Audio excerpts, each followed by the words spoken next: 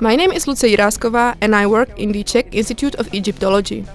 To celebrate a special anniversary of the institute, my colleagues and I have prepared an exposition named Between Prague and Cairo, 100 years of Czech Egyptology. The exposition also includes 3D printed models of our finds from Egypt. We have been scanning archaeological finds and even whole crypts for many years, and we wanted to try to 3D print them, so we could allow the visitors to touch the objects. For example, one of the displayed items is a human skull replica.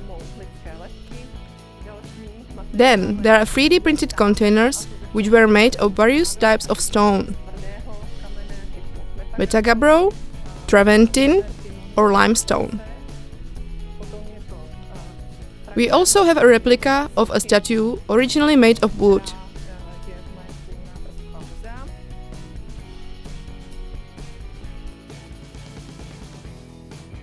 And last but not least, there are 2 replicas of a beer jug. One of them is printed using an original Prusa 3D printer, and the second one is a standard plaster cast, so the visitors can compare them.